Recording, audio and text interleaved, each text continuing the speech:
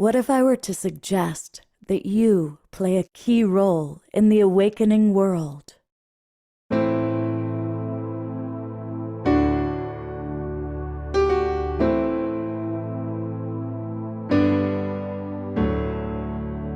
that you are watching this because you have heard the call.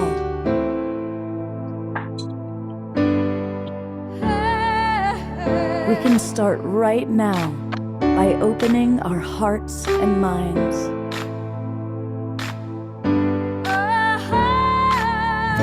Welcome to the awakening world.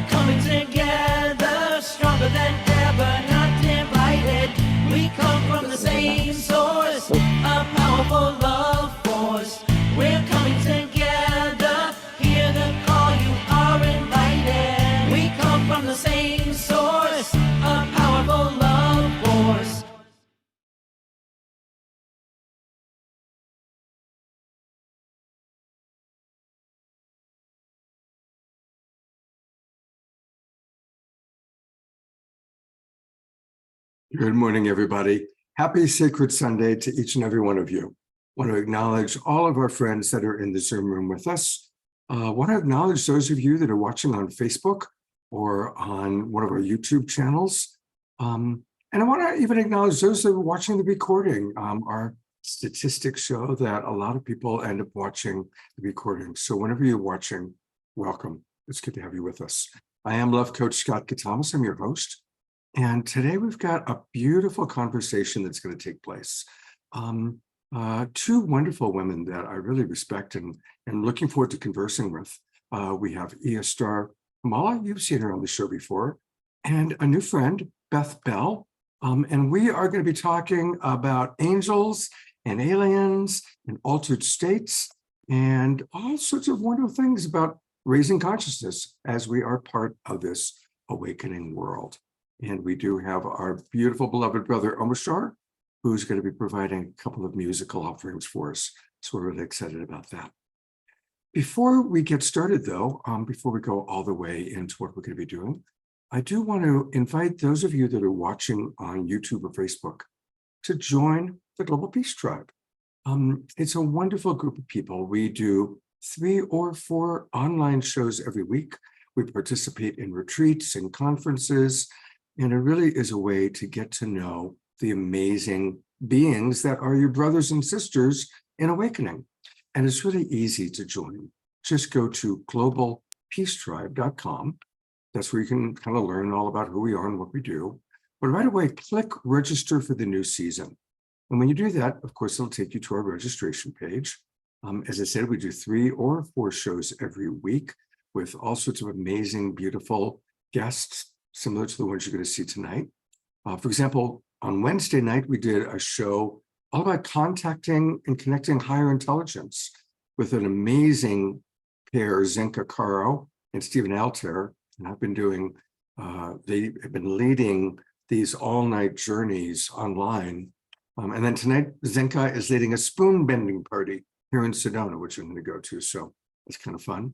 That was last night's show. And I know a lot of our people in the Zoom room were there last night. It was a beautiful show with a lot of wonderful music and presenters. And then here's today's show, all about angels, aliens, and altered states. So the advantages to registering and joining us is that way you can come right into the Zoom room and interact with us. We also put out a lot of links, and that way you get the links more easily. You also get to meet Jasmine Bear. Thank you. Are you getting kisses? Okay, thank you. So it's actually great to join us. And when you register today, you will get links to all of our shows for 4 months, all the way through the end of June. Plus, you get an email with the replays, the recordings. Because as I said, a lot of people, if they can't join us, like to watch the recordings. All right, so there you have it. I'm going to start with an opening meditation, and today I'm going to encourage us to do some light touch. Light touch has been a big part of the Global Peace Tribe offerings created by Jay Mayer. And it's essentially just awakening our senses. Like my light touch partner is Jasmine Bear, my dog. And right now she loves to lick my fingers. So that's kind of a wonderful way. So those of you that are with each other, like Reverend Jeffrey and Sonia, you can touch each other if you wish. Or of course, most of us are by ourselves, and you can just touch yourself. Some people like to use a feather. So as I'm leading us through this brief meditation, that'll be followed by music with Omashar, I encourage, if you're in the mood, to do some light touch. Because what we want to do is slow down and start paying attention to our breath. Just let my voice gently guide you. Breathing at your own pace. And on every breath, I invite you to go deeper and deeper into your own universe of you. And however you choose to maybe lightly touch yourself, maybe even notice, are there any parts of your body, places where maybe there's some discomfort? And if so, that's a wonderful place to touch yourself, to send some love. Always starting by loving ourselves, blessing ourselves, remembering that self-love is not selfish. The more we love ourselves, the more we fill our cup, the more we have to give to others. And so, acknowledging whatever emotions you may have already felt this morning, acknowledging our beautiful body temple. And then we offer blessings. We offer blessings for our friends, our loved ones, certain one that you know that's really needing extra love, extra care. We really like to use the wonderful prayer from Paramahansa Yogananda of maximum grace. So if there's someone in your world that's going through an especially difficult time, maximum grace for Emily, maximum grace for Bindi, maximum grace for whoever it is that might be going through a challenging time, or maximum grace for myself. And we ask that our blessings be blessed 10 times 10 times 10 times 10. And we give thanks for this opportunity to be able to come together online from all over the world, to connect, to be inspired, to meet each other. We are so grateful. Aho, Ashe, Amen.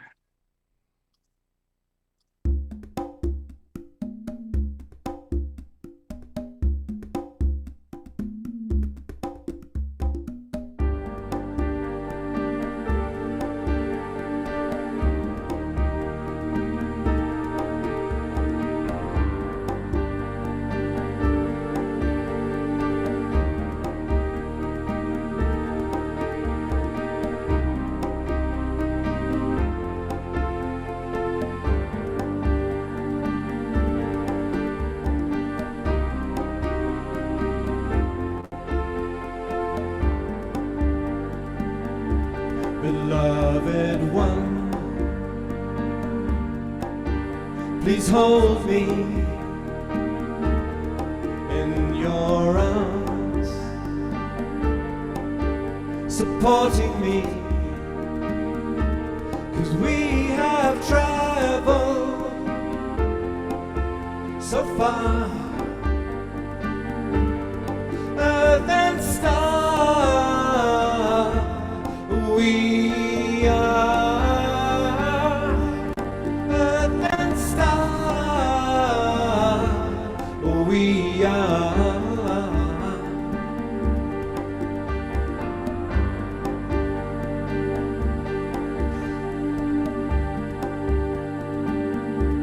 the one desire unfolding, the one true love evolving, and we have traveled so far,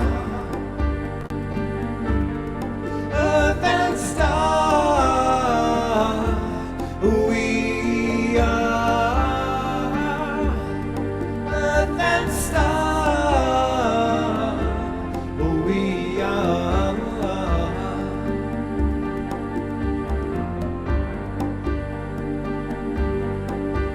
And we feel it deep within, we know it in our hearts, we can bear the pain of separation no more. So come on, come and join us. Here's a taste of what will come when you let go, give in to the one.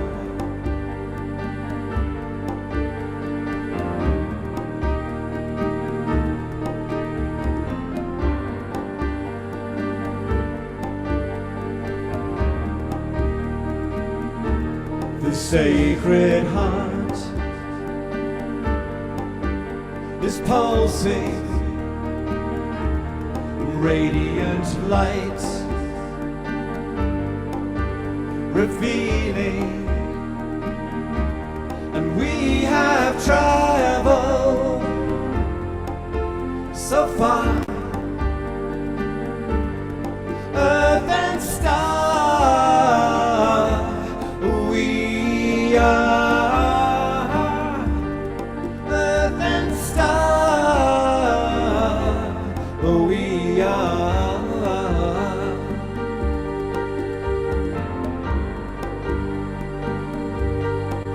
And yes, we feel it deep within, we know it in our hearts, we can bear the pain of separation no more.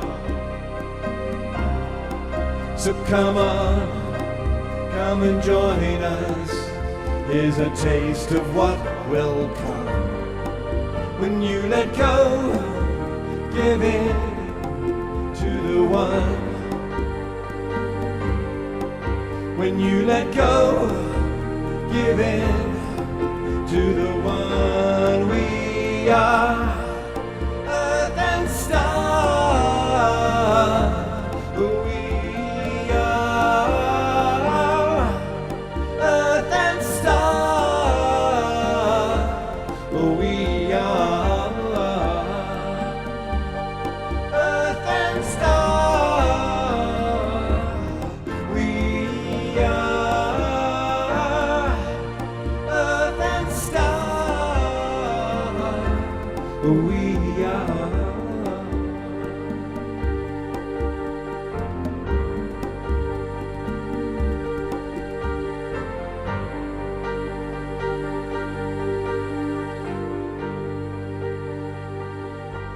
And we have traveled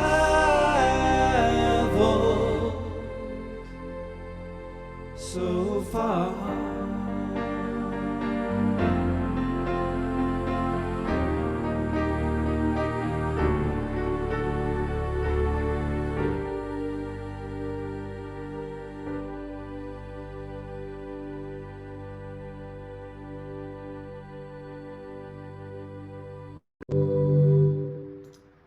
And I'm going to gallery review. Let's all twinkle, beloved Omashar, for that beautiful opening song.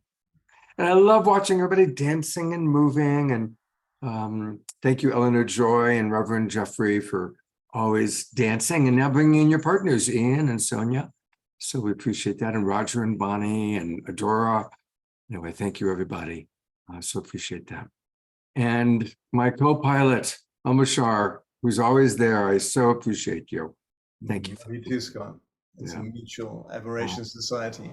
I'm going to bring you into the dialogue today, by the way. I think this is, so just be prepared. You're not going to just be playing music. You're going to be chatting with Eostar and Beth. Awesome. Looking because we forward. really have, today's show, we are going to be dialoguing about some really deep things. We all want to experience greater relationships. I think almost everybody here wants to have a greater connection to, what you might call it, divinity, higher self, Mother Earth. There's 1,000 names. So tonight we're going to be talking about the ways to do that, the ways to move into those higher states of consciousness. And I'm going to start by introducing our newest guest, a new friend, Beth Bell. Welcome, Beth. Thank you. It's great to have you with us. Beth comes highly recommended from mutual friends of mine. And I'm going to share a little bit about her, a bit from her bio, and then we'll get talking. She's a relationship transformer and has chosen to be a spokesperson for psychedelics, bringing her sage wisdom from decades of deep diving into all things spiritual. Beth's life experiences have culminated into a passion for encouraging and empowering others to dive into or to go deeper on their awakening journey. Why? She believes love is the new currency and asks a wonderful question. How rich are you? She also has a wonderful book, which we're going to talk quite a bit about. And it's an interesting title for the book, Angels, Herpes, and Psychedelics. There it is. Well, Beth, it's always share with us a little bit about your journey, because that's always the best place to start. Tell us about this life's journey that's led you to where you are today. Yeah, well, the subtitle of the book is Unraveling the Mind to Unveil Illusions. And I know that's what this show is all about. So it's wonderful to be here. And we never quite expect our journeys to unfold the way they do. Mine started, I guess when I was born into this lifetime, and I had no idea that I was going to eventually become a psychedelic spokesperson and I guess a herpes spokesperson, if you will, and an angel spokesperson. So if you would have asked me that even 10 years ago, I would have said absolutely not, no way, it's not possible. But Spirit has a plan and we follow our soul's plan. And so that's what I write about in my book. Not so much that I want to tell everybody in the world about all of my stories, as much as it is to connect with people, because we all know, and that's, again, the show is sharing our heart center, sharing our struggles, sharing our successes, and sharing the ascension journey. There's always a nugget in there for someone else, and it's a way that we can connect with each other. So yeah, I like to talk a lot about how everyone on our journey are angels, even though sometimes they feel like devils and they're a thorn in our side.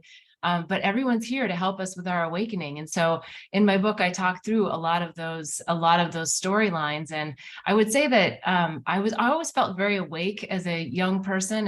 And what happened for me is I got married and checked all the boxes that I thought I was supposed to do in this third dimensional reality.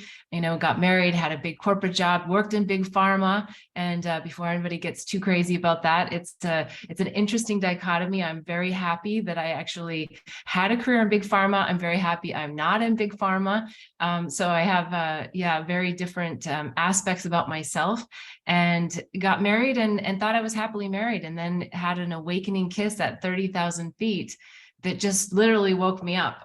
Every cell in my body just lit up. And I just said, oh my goodness, I'm lying to myself. Not that I knew I was lying to myself, but sometimes we need those wake up moments. And luckily for me, it happened to be something that was a little bit more fun, which is an awakening kiss, as opposed to, a death or a disease or something like that. And then that led me to just go really deeper into this whole soul's journey and really the self-realization journey.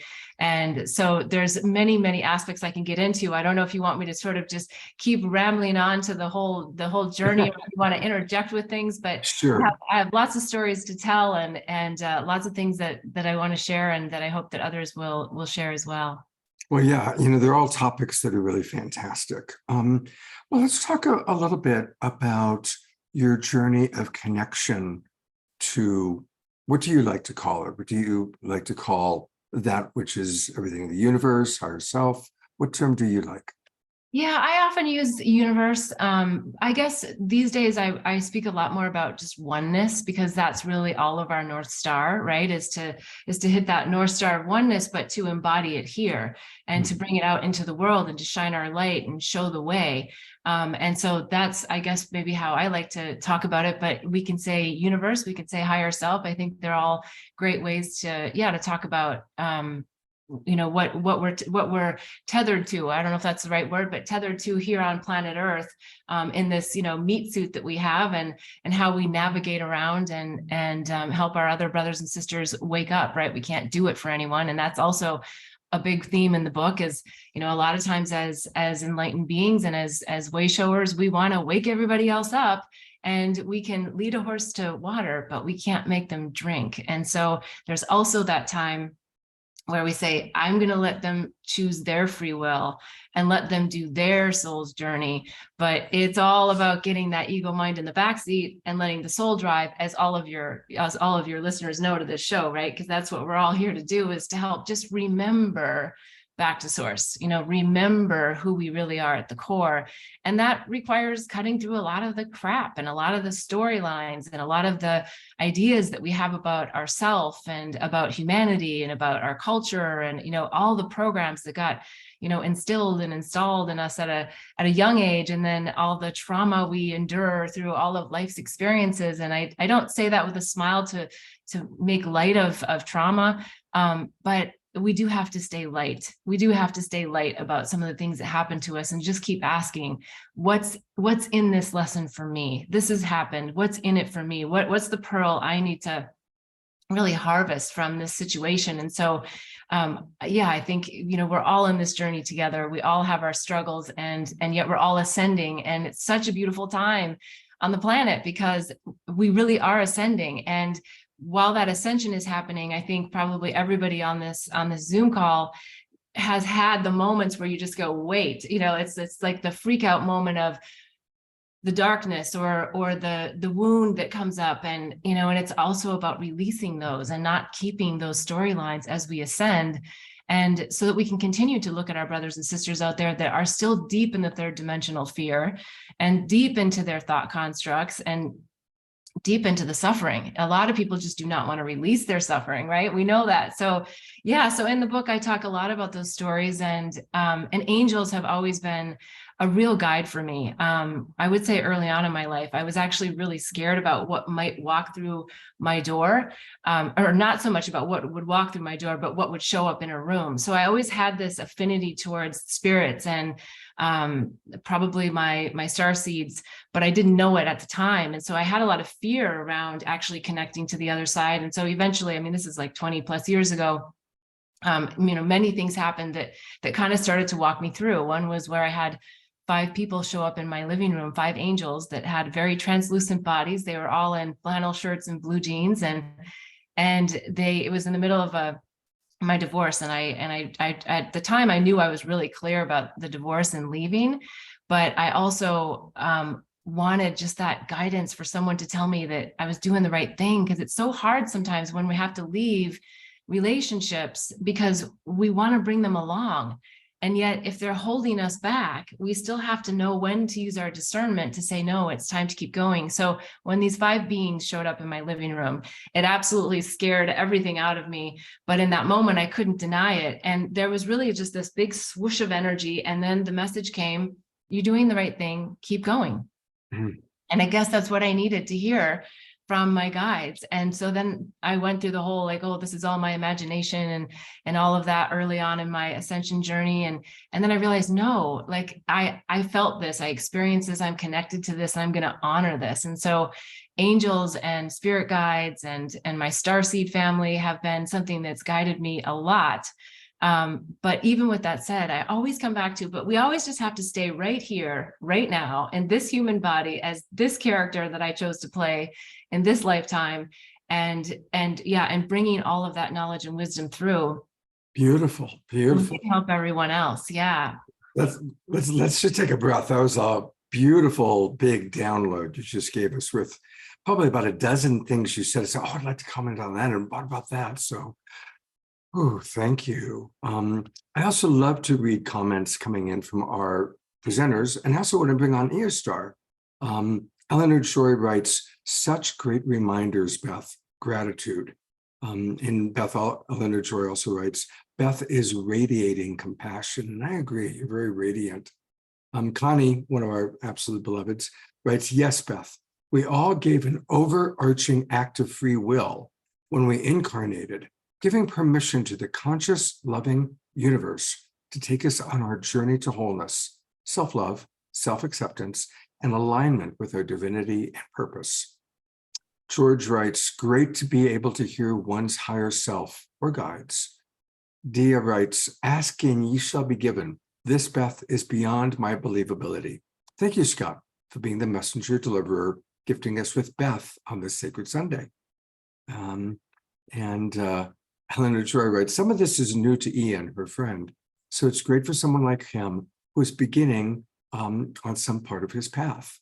And then finally, Connie had a question for you, and I do want us to answer the question, and then I want to bring up Eostar. Connie's asking, was it a literal kiss or a figurative kiss?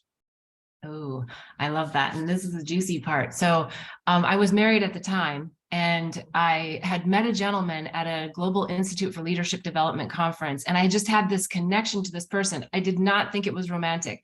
I just I was like, at the time, I wasn't speaking in old souls or previous lives or any of that lingo, because I didn't understand it at that point, but I just had this connection, and we just hit it off, and we talked, and I went home and I told my husband all about this great connection that I had with this gentleman. And then fast forward, we had stayed in touch. There was some business things that we thought that we could help each other out with.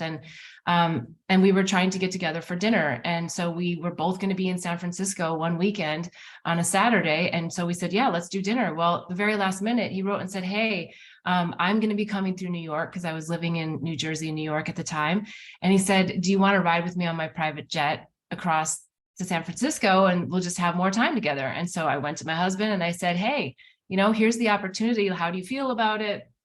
Are you okay with it? And he's like, yeah, absolutely. Go for it. And he wasn't the jealous type. And so I did. I went. I got on the plane, and we got into this incredible discussion about leadership and how we look to hire people. And it was a very 3D conversation discussion, but very much aligned. And then somewhere over, the United States at 30,000 feet, he leaned over and kissed me, which I was not expecting. And that's where everything, so it was a literal kiss, everything lit up. And I just went, oh my goodness. And so by the time we got off the plane, and nothing more happened, I didn't explore that relationship at that time. And we both stayed in our own hotel rooms and all of that. But the beauty of that was that he woke me up. Well, and then I had to go, wait a second. Do I have the relationship and the soul connection that I need, want, and know I can have with this person that I'm married to? And the answer was a clear no. And I was like, oh my gosh, now what do I do? I have to get divorced, right? So it had nothing to do with the person. Of course, it had something to do with the person, because he was physically there and actually kissed me. And then that whole situation. So I went home and ended up saying, I want a divorce. There's a bunch of stories about how that all went down in the book. But it was just such an amazing moment, because that's my higher self came in, and that was boom, the gavel was thrown down. And it was I had to follow my truth. I had to follow my heart. And I feel grateful to this day for that particular angel that came into my life. And I know some people want to judge that as an affair, but I just see it as an absolute awakening kiss. And it was beautiful and something that, changed the trajectory of my life forever. So I got to say, you lucked out, because we do have these things that come along that wake us up, and it better a kiss at 30,000 feet than breast cancer, right? Yes. Or the death of your husband or whatever. So, wow. Well, we're gonna have more Beth in a bit, but I definitely want to bring on our other wonderful guest, and she's somebody I just love. You've seen her on Saturday Night Live for the Global Peace Tribe, playing with her partner Matthias. She's an amazing musical artist, but she also is a way shower, and definitely somebody that I wanted to bring back. Eostar Kamala is who you're looking at, and she's a devotional singer, visionary artist, sound healer, integrative healer, yoga instructor, theta healer, and psychedelic integration and preparation coach, psychedelic microdosing coach, oh, and also a certified breathwork facilitator. She's been leading sacred transformational events all over with healing music, art, shamanic practices, shadow work for over a decade. And she draws her inspirations from various spiritual traditions around the world, synthesizing and merging the best of East and West into what she calls the life-giving path. So welcome, Eostar. It's beautiful to have you back on the show. Thank you for having me back, Scott. You know, I think where I want to start in our conversation is your roots. You know, a lot of us are very aware now of epigenetics, and your roots are Eastern Europe, and very different cultural background than Northern California. Tell us a little bit about your journey, your journey, and how your epigenetics kind of dance with the incredible new thought world that you are such a big part of. Thank you for asking me that question. I was actually thinking back of my my past and my roots while listening, because really each and every one of us has such a unique life path, right? And we are all different, and the path is always so sacred. And where we come from, I am one of those people who believes that it's not an accident, that we choose very consciously and with our guides where we are going to be born into. So yes, sometimes I think about, okay, why did I choose to be born into Hungary, of all places? And I've been living in the United States for 24 years now. So it's been a bit of a stretch, but I was 28 when I left. So I still haven't lived in the United States as long as I have lived in the old world. I guess I'm not fully 100% Americanized yet. So as far as the Hungarian roots, so yeah, looking at it from the perspective of before this lifetime, of course, the question arises of why Hungary? And I think one of the beauties of being born into Hungary is that I was born into a family where there was no religious dogma at all. So I lived without any kind of spiritual ideas till I was 19, when I met the first guide in the 3D, a naturopath, and who opened things up for me, and I started reading books on spirituality, and so that's really beautiful. It's a beautiful path to not be given any kind of instructions on what spirituality is, or what's beyond the physical, until you're an adult, and then it's up to you to figure that part out. So that's something unique. And Hungary was a communist country when I was born in 1970, and some people were Christians still, especially people in the villages, but in the cities and towns, I lived in a town where there were 200,000 people living, and so most people didn't go to church and kind of have given up on their Christian ideas, and there was just this communist dogma going around. But luckily my parents were not communist, so we just had the big nothing, and we had science, and of course science is a religion in itself, and my parents are scientists. So did that answer the question? Yeah, well, it's such an interesting juxtaposition to me, and we've never really talked about it before. So, but I've always wondered about that, because it is, what a blessing that you didn't have to go through being a recovering Catholic, right? And because that's the thing, one of the things that is so sad that I've observed is a lot of people that did grow up with dogma, understandably, they become intelligent enough to rebel against the dogma. And if they're fortunate, they find a spiritual path that works for them. But a lot of the time, there then just becomes this absolute rejection of anything spiritual, anything religious, because they had such a distasteful experience with whatever dogma they grew up with. And especially men, to be honest, women tend to find a spiritual path no matter what their background was. But there's a lot of men that I've worked with that anything New Age, anything spiritual, anything religion, all gets lumped into dogma that's bullshit. And then as they get older and closer to death, or life's challenges take place, they don't have that faith to draw upon. They don't have that oneness, as Beth used, or their higher self, or whatever it might be.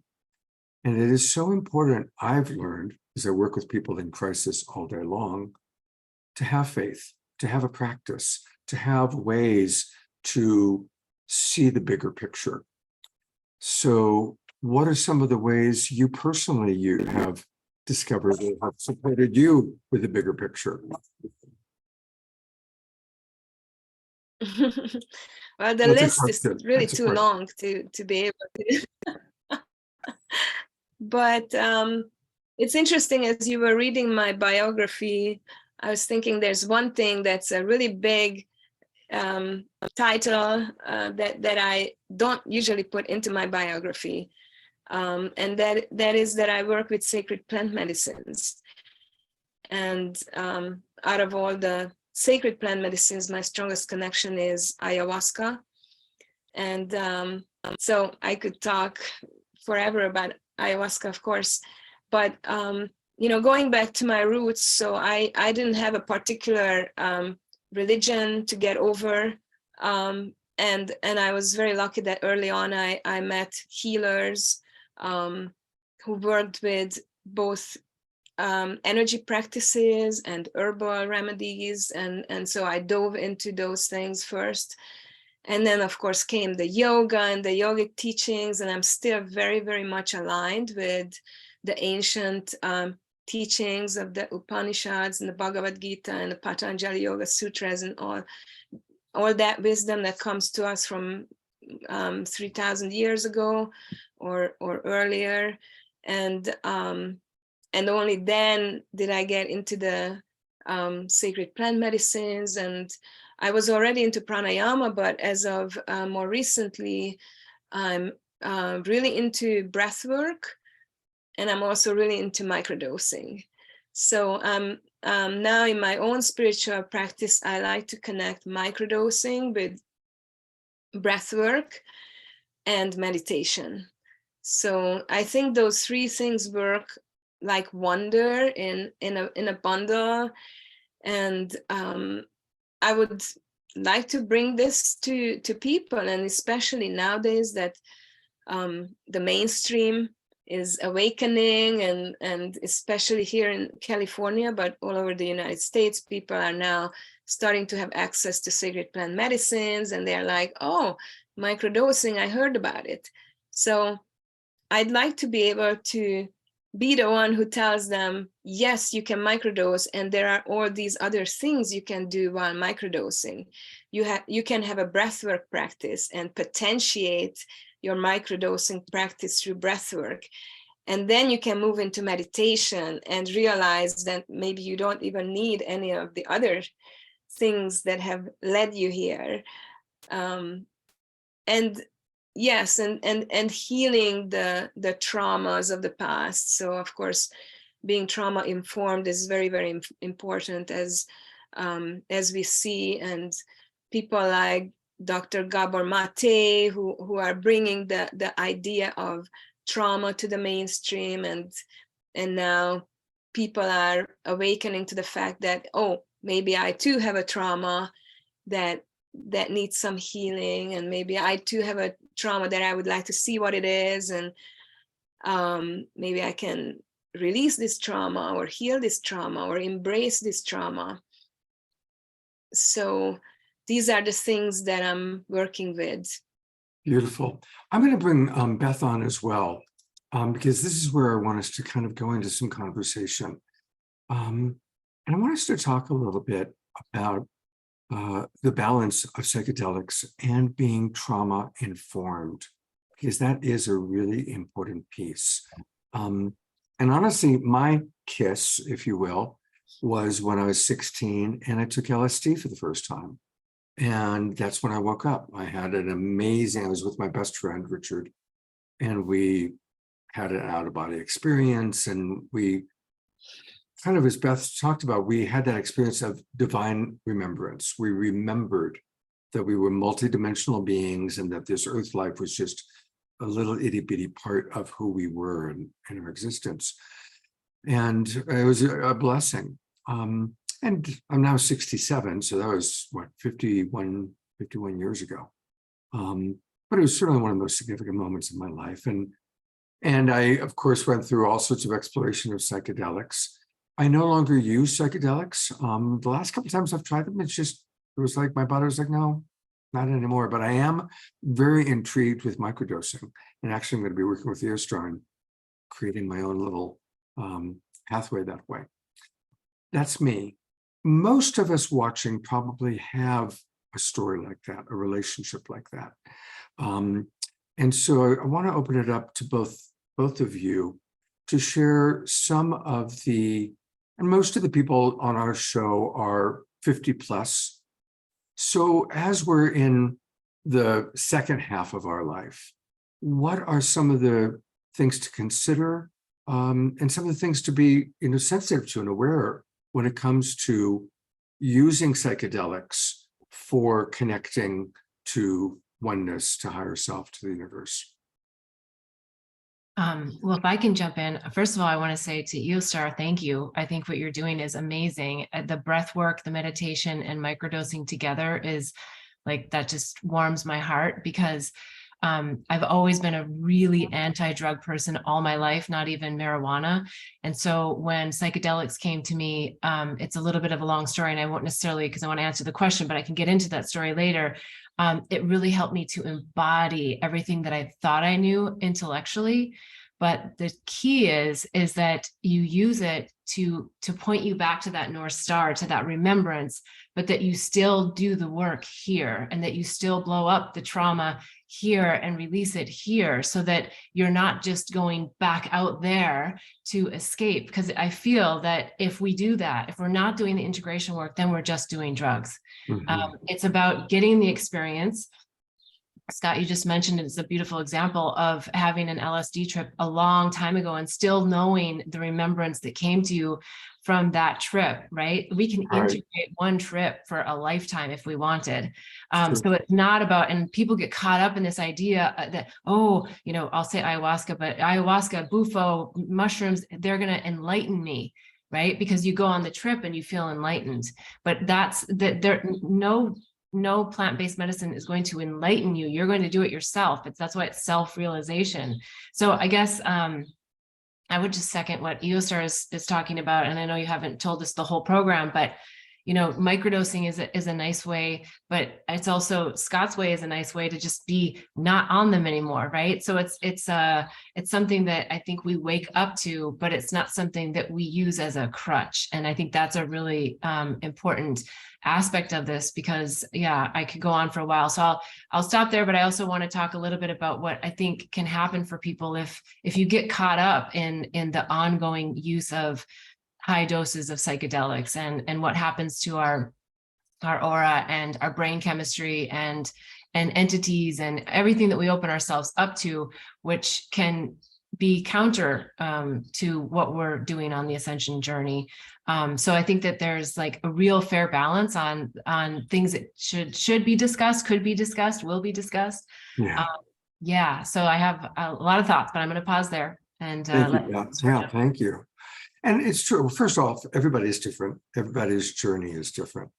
And I have observed many friends over the years that had such a, there's that famous thing, that axiom that people who get hooked on heroin are chasing their first high. Right? Yeah.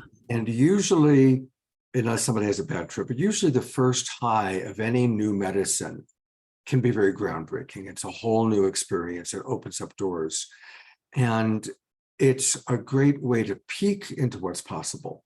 But it is so important for us not to get attached to doing it over and over and over and over, trying to repeat that first peak experience.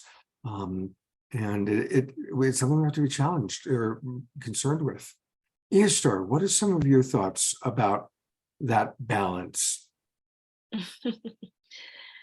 Well, so I think a big question is, can people get addicted to psychedelics? That's a really good question. And I would argue that it's not possible to get addicted to psychedelics. Can people get addicted psychologically? We know that we can't get addicted physically. Psychologically, are they habit forming? Yes, we do know people who are smoking marijuana all day, right? We all do know people. And then interestingly, if they really want to get off of it, if they really want to, first they need to want to, it seems like they can get off no problem. So, and what is addiction anyways? Turns out that it's not so much the substance that is to blame, but people are coping with pain. So this is their way of coping with the pain. So ultimately, they need help in the form of therapy. So I'm not too worried about people getting hooked on psychedelics. I don't really see it around me. What I do see as a problem is when people use psychedelics in places that are not safe and where there are entities. And of course, this show is titled Aliens, Altered States, Angels. And so, yes, it's good to talk about entities, and people who work with psychedelics hopefully are aware of this, that when you open yourself up, then now you can be, now you're more vulnerable to possession by entities. But it's also a state of mind where the entities can be removed. So if there's professional help that can help you with removing the entities, it's a great opportunity. But if, let's say, you go to a rave and there's no professional help and there's no protection, nobody has thought about protecting the space, and the music is kind of dark and it's not elevating people, but elevating them vibrationally, but more like there's like this lower energy, then yes, entities can be swarming all over the place, and you can easily become a host for a hitchhiker. So that is my main concern, not so much getting addicted to psychedelics, because what we get addicted to are other kind of things that are more connected with dopamine, not so much serotonin. So I would be more concerned about sugar, food addictions, sex addiction, other types of addiction. Wow, there's, again, both you and Beth, every time you're speaking, there's so many, I mean, we could, this is a whole day long, because there's so many different elements. And yes, thank you for talking about entities. I felt really blessed that my big musical influence when I was a teenager was the band Yes, which is very upbeat, very positive. I later was blessed to meet John Anderson and spend time with him. But a little bit later in my life, I went to a Pink Floyd concert. Now, I really respect Pink Floyd's music. They're brilliant musicians. But I remember it was the Wall concert, and I remember looking around at all these stoned kids getting this incredibly nihilistic message, right? And the message of the Wall was that life sucks, your teachers suck, your parents suck, your relationships are going to suck, and at the end, you're just dead. And I remember looking at all these kids, and that's what they were taking in. And it just broke my heart. It was like, oh my God. Thank you, John Anderson, for being my influence, and really, in a sense, my religion as a teenager, because so often our music is our religion, for teenagers. And speaking of music, I'm going to bring Omashar in, because I don't know too much about your history, Omashar.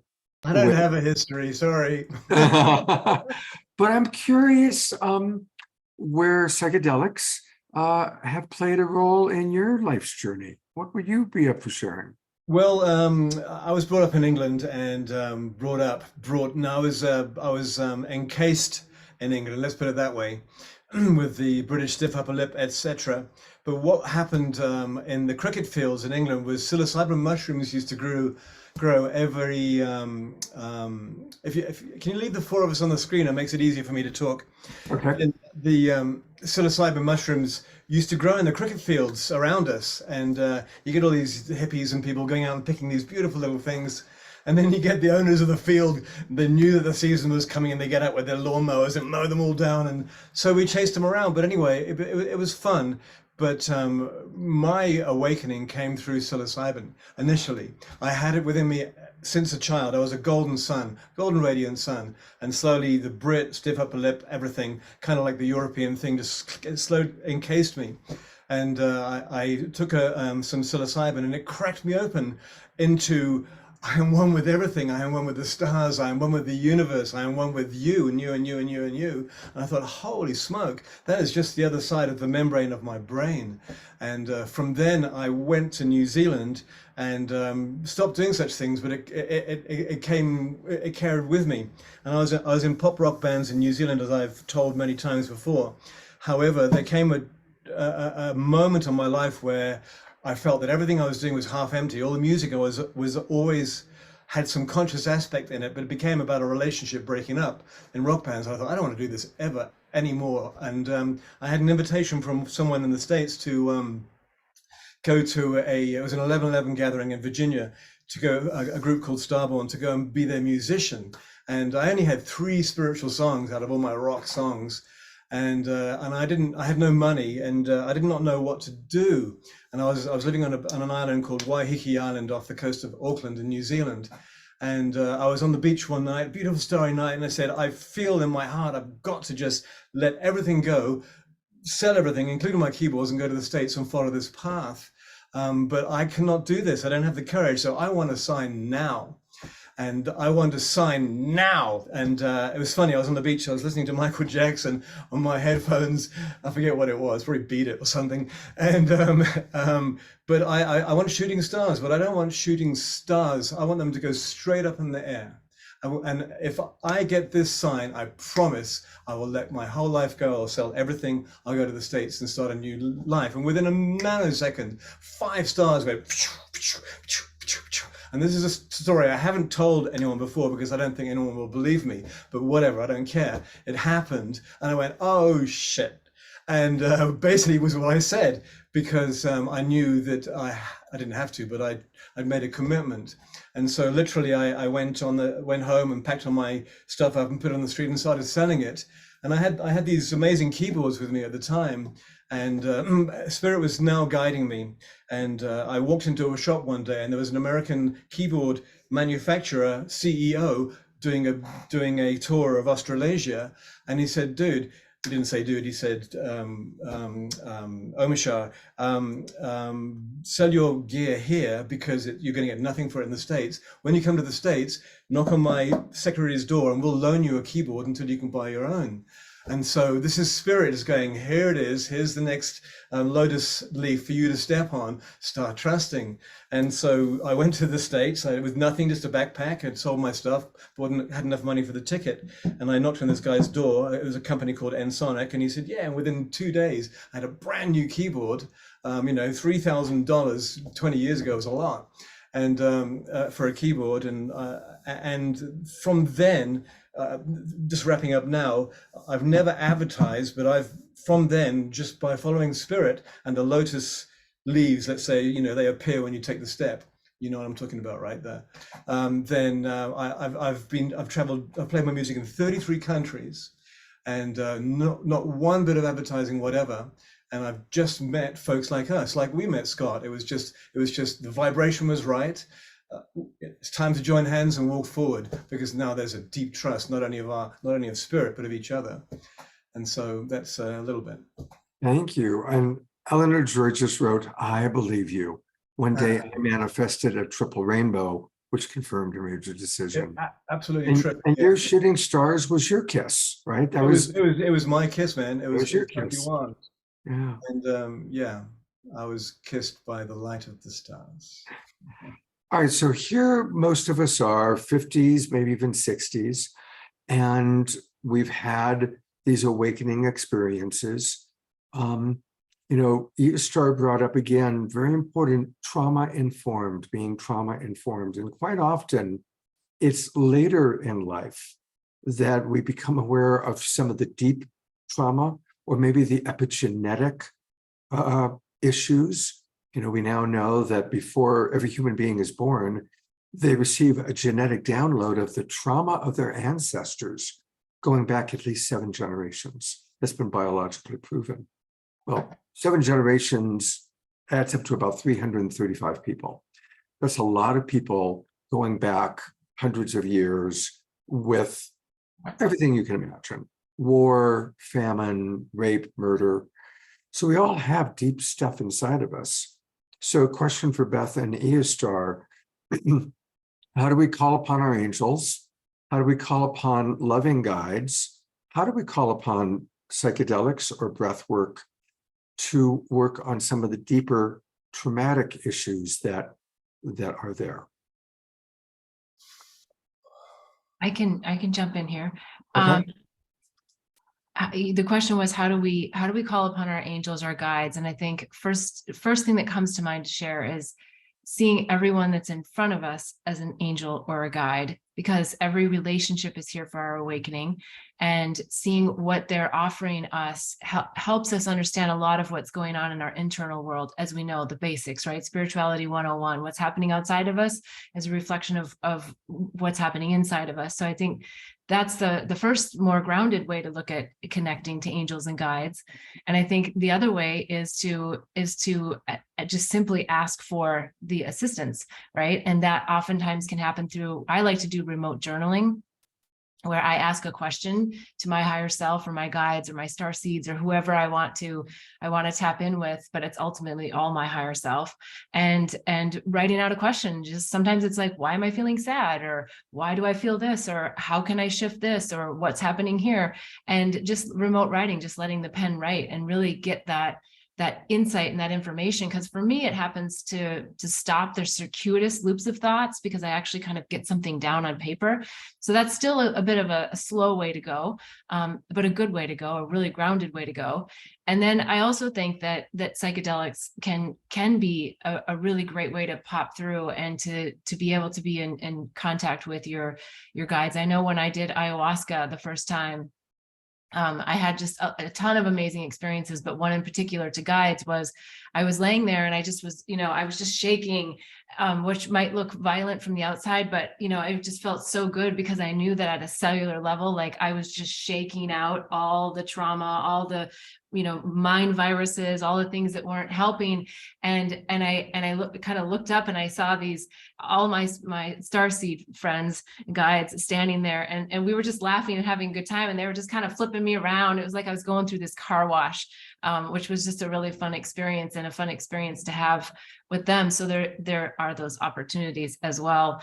So I think there's a lot of different things we can do. But one thing I wanted to say in regards to that question, but also sort of as a tag along to what was just talked about, I agree with Eostar that, we can be addicted to donuts, right? It's our association and our affiliation to something.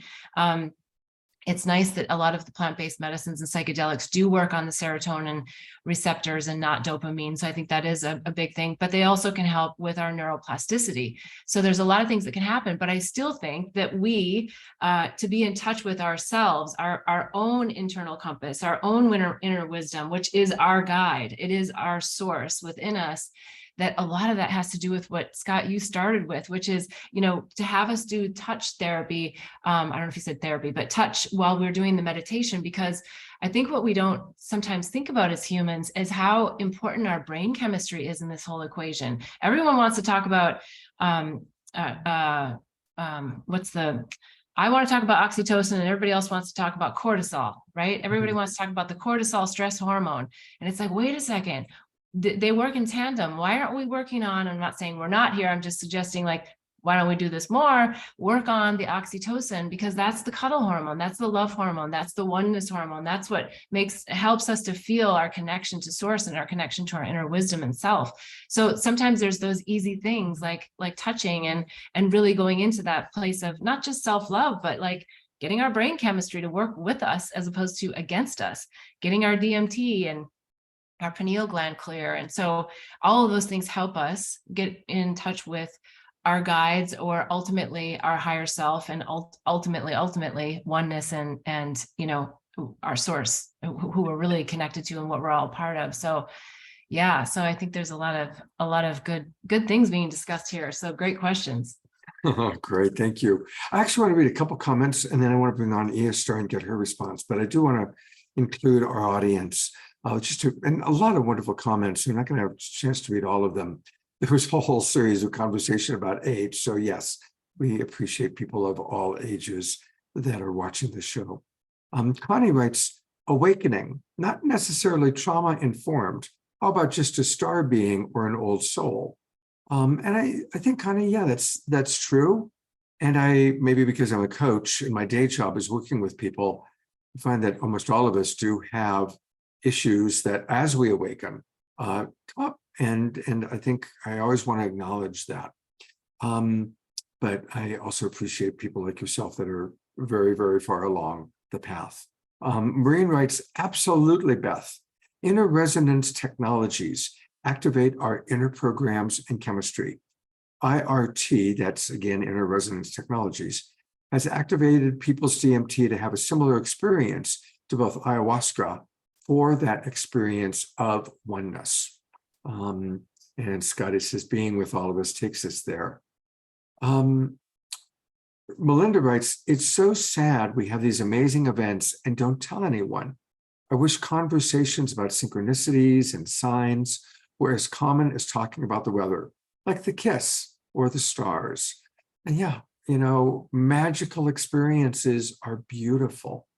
And all of us have had mystical moments, mystical experiences, sometimes with medicine and psychedelics, sometimes without, but it's always something special. Eostar, back to you. What are some of your thoughts on all the different topics? Where would you like to go next? Well, as a response to what we have been discussing, the first thing that comes to mind is that we are never not connected. We are always connected, not only to our angels and guides, but to everyone and the whole universe ultimately. So, the question that you asked, how do we get in touch with our angels and guides, was that the question? Yes. So that question is asked from the perspective of the individuated unit of consciousness that we believe we are. So the question itself already reflects that, and that's fine, but it's a particular perspective. So I would maybe suggest that we remove ourselves from that perspective of the individuated unit of consciousness that we each are and move into the source consciousness perspective. And from that perspective, everything is connected because everything is me. Everything is source. No individuated unit of consciousness is ever not connected to the oneness. The question is, some of these units of consciousness have gone on a journey, and they've gone on a journey of separation, where they no longer are conscious of the fact that they are connected. So what do we do with these travelers, these cosmic travelers who wanted to check out and see what it's like to be on Earth, for example, this amazing playground / school. And what do we do? How can we help these travelers to not get totally lost? Because they are learning so much being on Earth. They believe that they could die. They believe that they could lose each other. So they are desperately trying to hold on to each other. And in that effort of desperately trying to hold on to each other, all kinds of drama happens. So what can we do? Oh, well, we can help them by guiding them through their intuition, for example. We can help them by guiding them through these sacred plant medicines and sacred molecular medicines that can, if they ingest them, they can be put into an altered state of mind, not consciousness. There is no such thing as altered state of consciousness, because consciousness is one. But there's altered states of mind, and source can come and give you suggestions, and you take those in the forms of what we call downloads, right? We probably all experience these either on psychedelics or not on psychedelics, in meditation or not, walking in nature, or journaling, or what Beth suggested, some type of journaling where you're channeling. So again, I think it's very important to shift our consciousness out of the individuated human unit out to source, and see that in truth, everything is always connected, and we are never not alone. And we just need to, back in the individual point of consciousness, we just need to be open to these amplified moments of amplified connection. Let's call it that way. Beautiful. Did that make sense? Yeah, beautiful, beautiful. I want to share one thing about oneness, and then Joanna has a wonderful question for both of you. And I've shared this on the show before, but it just is so beautiful to know when people, when you're talking your story about how there really is just the oneness. About the most ancient sacred texts that have survived are the Vedic scriptures, written 7,000 years ago in Sanskrit. And in the Vedic scriptures, a god is called Brahman and is assigned 26 principles. There are 26 principles of Brahman. Fast forward 7,000 years to today, our most modern science, of course, is quantum physics, where we have scientifically proven that there's a unified field of ever-changing molecules. And scientists, from a scientific perspective, have assigned 26 principles to the unified field. And the 26 principles of the unified field perfectly correlate with the 26 definitions or principles of Brahman written 7,000 years ago. So our most ancient spiritual understanding, our most modern science are saying the exact same thing. They're two different ways of understanding the oneness that is. And then one last thing, when Deepak Chopra was on the show, actually a couple of years ago now, he said that if the average person lives to be about 90 or 95 years old, each of us will share approximately 10,000 molecules with every other being who has ever lived. Think about that. In our lifetime, we'll have shared molecules with Jesus, with Hitler, with Mary Magdalene, with the Buddha, with everybody, right? So there is an incredible oneness, and I just love those. Okay. Dorina has a question. First, she thanks us for the wonderful sharings. And then she says, in this so-called psychedelics renaissance age, how do we avoid big pharma taking over the plant medicines application and use, and also to experience their amazing medicinal benefits without being mandated to do it only in medical situations, without the ability to have our personal relationship in natural environment, deep inner experience and integration on our own? That's a big question. So I'll let each of you tackle it in whatever way you'd like. You want me Go to ahead, go? Beth. Okay. Well, that is probably a whole nother show in and of itself. I actually come from a big pharma background. I will say that. So I think we have to, and I understand all the sentiments, and I'm not disagreeing with any of the questions that I think are being posed at all. I like to look at things optimistically in the sense that I think that what big pharma has the potential to do is normalize, if we want to use that word normal, who knows what that really means. If we want to normalize the narrative around psychedelics, and we want to bring them off of the narrative of the war on drugs from the 60s and 70s, I think for most people, third dimensional constructs, FDA, are still very viable sources of information for them, and that it will help shift the narrative around psychedelics. And yes, there's a lot of downsides to it, and taking the molecules and not having the full spectrum and doing this, that, the other, all of those things are lots of discussions we could have. But I do feel that we have an opportunity to break through right now and to bring them more mainstream. And I do think that there's aspects that are just going to be really phenomenal about mental health that's going to come through the pharmaceutical industry. I mean, right now there's, last I checked, there was over 250 like proper companies studying, none of which were the big pharma. And once the big pharma get their hands in, I think that is also bigger part of the question. There'll be some interesting things and dynamics that happen, but I guess my focus is to shine light on how this can be a positive, and use our discernment as to where we might be able to stand up for something that we feel, but not to necessarily fight the system, I guess is the words that come to mind, and to allow the system to help in whatever way that it can. And it might not be the way that we would all want it to be, but I do think it'll help in a positive way shift the narrative. We hope, at least that's my hope. So I do think there's positive and there's negatives to it, and a lot more that could be said, but I think for that, I'll pause. Okay, thank you. Eostar, what are your thoughts? I just think that nobody can stop the times. Whatever will happen. It probably won't be as bad as the war on drugs.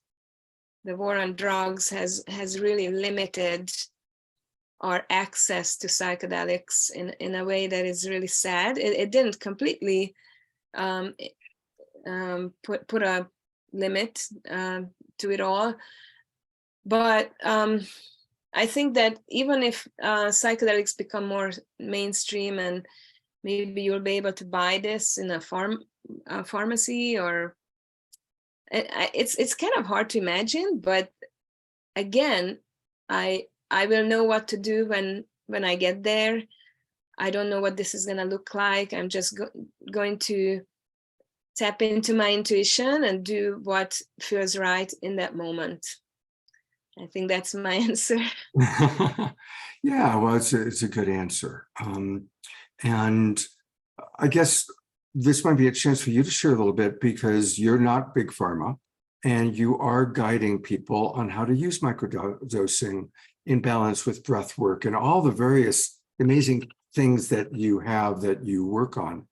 So share with us a little bit more about people that are interested. They don't want to do big psychedelic journeys, big ayahuasca journeys, but tell us a little bit more about microdosing. Yeah, I just recently got into microdosing the last 2 years, but in the last 2 years, I have accumulated quite a bit of knowledge and experience, both personally and working with people. And I just love microdosing because it's a gentle, longer term transformational cauldron. To me, it's similar to ceremonial work in that we are working with the sacred plant medicines, even though some people like to microdose with LSD, and that's fine with me. I don't have any judgment on it. Ultimately, you're working with source consciousness. So yeah, I don't have a problem with it, but I feel like with the sacred plant medicines and mushrooms, we have the added benefit of connecting with a plant spirit or a mushroom spirit, and so it's a transformational cauldron. It's more gentle. It also works better with some people's lifestyles, because maybe some people don't have the weekend off to go and do a 2-day ayahuasca ceremony, or they have children, they can't leave them alone at home. But there's this anecdote of the microdosing mom, at home with the kids. Yes, anybody can do microdosing, because you can find that threshold that is perfect for you, where you may not even feel it. You may not even notice that you have taken a psychedelic of any kind, except you notice that you had a better day. And maybe you want to feel it a little bit. Maybe you find that threshold of perceptibility that is your unique level, and you want to take just a little bit more than that, so that you would actually feel a little bit more open, a little bit more alive, and yes, go through the transformation that this brings. And again, that transformation can be a few different things for different people, and part of it can be working with your trauma. It can come up, but it's not going to be as intense. It's going to be manageable. And of course, just like with anything, microdosing, the process of microdosing can be enhanced. So yes, you can work with a therapist, or you can dive into breath work or yoga or journaling, or do other things that will increase the potential for your awakening, healing, and transformation. Beautiful. There's in a moment, I'm going to kind of let people know how they can connect with you if they're interested in moving into microdosing. But I do want to share a comment. Terry wrote about how the difference between pharmaceuticals and natural drugs. And way back when I was producing television, I had the amazing honor to do the very last public interview with Timothy Leary before he died. I was working on a show called Strange Universe, and we knew he was dying, and I was able to arrange to do the interview with him. And he was quite funny. He was actually quite entertaining, and I was kind of more serious. And he had brain cancer. And so I asked him very seriously, Timothy, what has the cancer taught you? And he looked at me and said, it taught me what I've always suspected, that illegal drugs are far better than legal drugs. So just bringing in the spirit of Timothy Leary here for a moment. Eostar, I'm going to go to your website.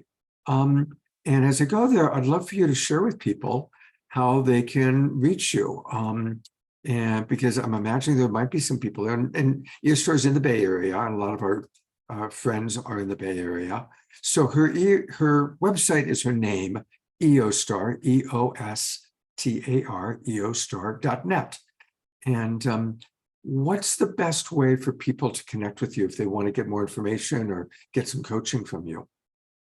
Yes, so the different contacts on my website are live, so you can contact me through my website.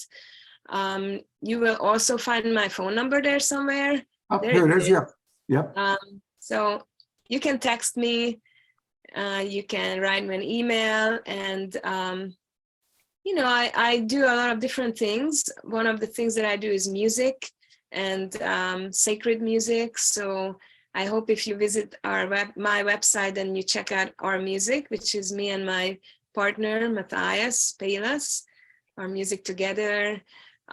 This is music that will really probably elevate your frequency listening to it. Music is such a way to elevate frequency or change frequency.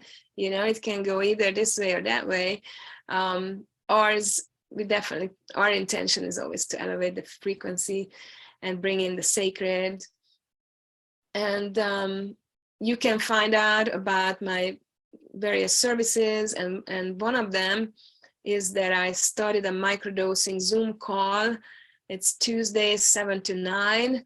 Hopefully the timing works for people, and I just wanted to make it easy for people, so it's drop-in basis and based on donations, so that more people can access it. And there's not a complicated sign-up process. And I'm just here to help people really use the microdoses, the sacred plant medicines in the most conscious ways, in the most effective ways. And I'm happy to coach people. Fantastic. Again, that's at eostar.net, and there's so much there, including the music that she does with Matthias. They've been on the shows performing before.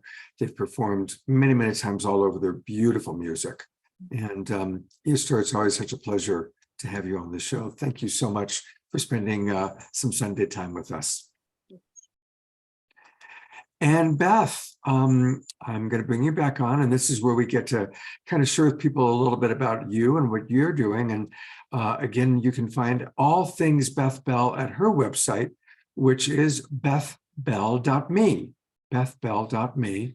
And definitely, I am curious about the book. So always when you go to Beth's email or her website, give your email address so she can stay in touch with you. And Beth, what would you like for me to direct people to as we look at your website here?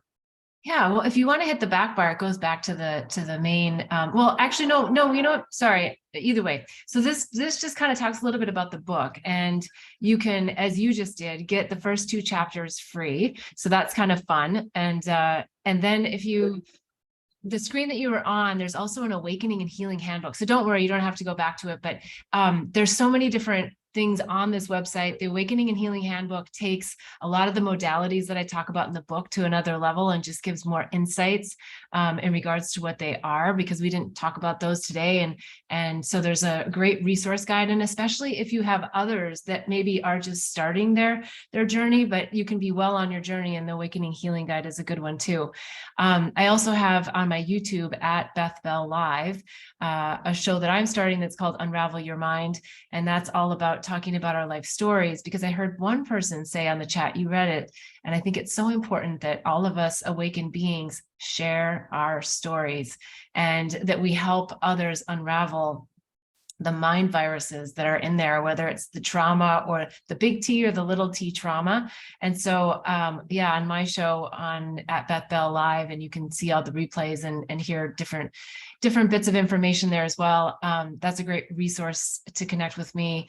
And I guess for your listeners, I can also give out my email, beth@bethbell.me, if there's anything that you want to be in touch with me on. But there's lots of books and reference material on bethbell.me. So yeah, thank you. And, Yeah. and of course, here's the YouTube channel. Yeah. I did pull it up while you were talking. We'll go back to the book in a moment, but here is her YouTube channel, and lots going on there, lots of shorts, and lots of videos. So this looks like a wonderful way for people to get to know you more.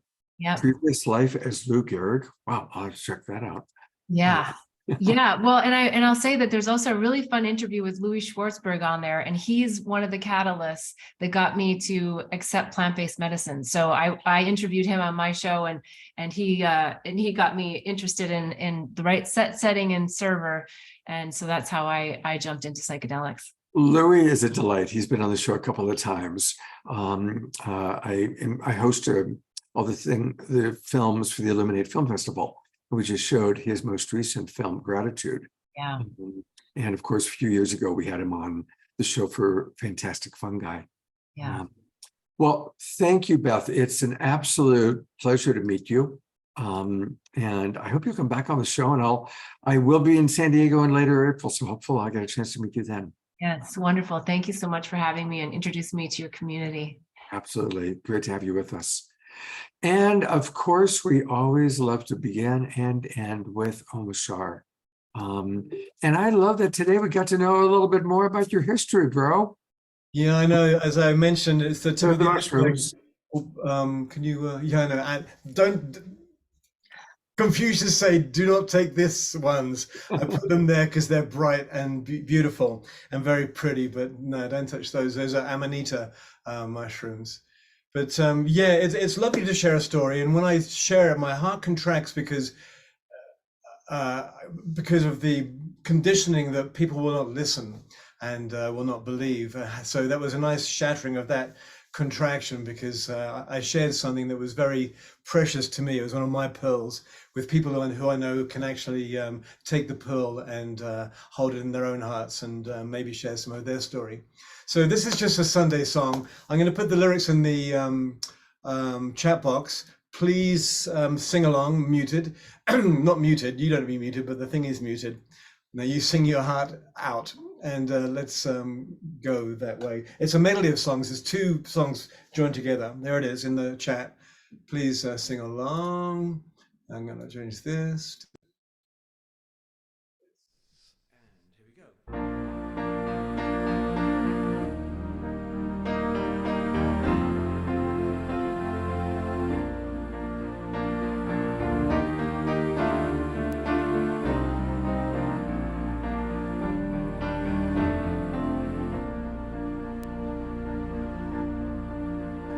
There is only love for you. There is only love for you. In this heart of mine, there's a light that shines with only love for you. There is only love for you. There is only love for you. In this heart of mine, there's a light that shines with only love for you. It's the medley bit. All I ask of you is forever to remember me as loving you. All I ask of you is forever to remember me as loving you. Ishkala mahabulela, ishkala mahabulela, ishkala mahabulela, ishkala mahabulela. There is only love for you. There is only love for you. In this heart of mine, there's a light that shines with only love for you. Last time. Here we go. All I ask of you is forever to remember me as loving you. All I ask of you is forever to remember me as loving you. Ishkala mahabulela, ishkala mahabulela,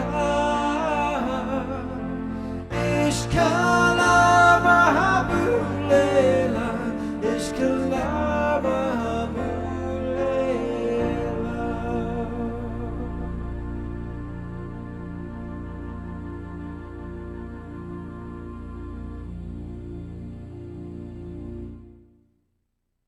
Thank you so much, Omashar. I love that song. It's an oldie but goodie.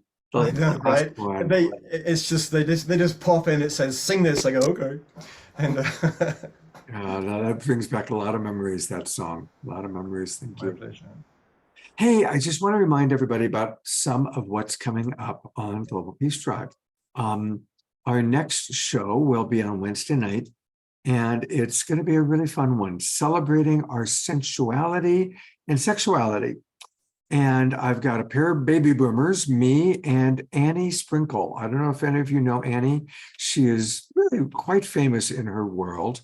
And believe it or not, Annie and I were at the same junior high school class. We both went to Patrick Henry Junior High School way back in 1968, 69, 70. And Annie's had an amazing career. But then to original, the next generation, Arika Briones, and of course my co-host Trish Wright, who are millennials. So a couple of baby boomers and a couple of millennials talking about how to celebrate our sensuality and our sexuality. That's going to be a really fun show. And then on Saturday night, March 11th, our theme next Saturday night is doing everything with love. And Eden Amadora is my co-host. I love co-hosting with her. And Terry Russo, who's in the house right now, is going to be one of our guests. You know what's interesting, when Eden and I decided to do the show, I immediately thought of Terry. I thought, let's have someone who's not necessarily an author, but someone who's just a human being who does everything with love. And I immediately thought of Terry. There she is. I'm going to bring her up. I'm going to embarrass you a little bit, Terry. I thought of Terry because I know she's a nurse. And, nurses are such an example of people that give so much. And I know that Terry does it with love. So I asked her to be on the show. And then she shared with me that March 11th is her birthday. And I did not know that. That's funny. I'm laughing. I just got to the yoga studio to do a sound bath. So I kind of moved to the side away from the class. Anyway, nice to see everybody. Thank you for honoring me and all of us. That's so sweet of you. I mean, we have a lot of people that I work with work extremely hard, much harder than me. Well, I appreciate your humility. And I just appreciate that. What are the chances? 1 in 365 that the day we decided to honor you happens to be your birthday. So that's going to be next Saturday night. Looking forward to seeing you then, Terry. Thank you. Have a great sound everybody. out. Have a great sound out. I will. Thank you. So that's going to be, and we've got, as always, great music lined up. Johanna Beekman and Sherry Howard and Omashar will be with us playing music. And then next Sunday, a week from today, a lot of you are talking about wanting to find your community. And so I've invited Cynthia Tina, who literally wrote the book on finding your community. She travels all over the world exploring different communities. I'm on the Zoom thing. She's a delight. And she's going to help us really understand, if you're looking for an intentional community, she's going to make suggestions how to do it. And that's going to be next Sunday. Then the very last thing I just want to share, because it's going to be very special. There's something very powerful going on astrologically. Of course, we're about to have another equinox, but also Pluto is going from Capricorn into Aquarius. It's a very big deal. We talked a little bit about it last night. And so the twin ray, who are, of course, probably two of my favorite human beings of all time, we're going to do an entire show just with the twin ray, helping us to understand what's happening astrologically and energetically at this time in our lives. Now, of course, we will have music with Omashar and Kristen Hoffman, but it's just going to be pure twin ray and music on Saturday night, March 18th. So that's going to be a very powerful show. So please make sure that you plan on joining us live. All right. I will be sending out an email with details about the LA retreat. It is happening. I just am still working on putting it all together, but it is going to be happening. Connie will be there. Connie and Andrew will be there. Maureen will be there. Omashar will be there. I'll be there. Jasmine Bear will be there. And hopefully you'll be there. So we're looking forward to that. Have a wonderful weekend, everybody. I'll look forward to hopefully seeing you on Wednesday night. And I'll go to gallery view one more time. And you can all say goodbye. Thank you, Scott. Thank you. My pleasure. Thank you, Eostar and Beth. I love you guys. Good to see everybody. Look at everybody coming on. Thank you, Scott, everyone. Thank you, George. Bye.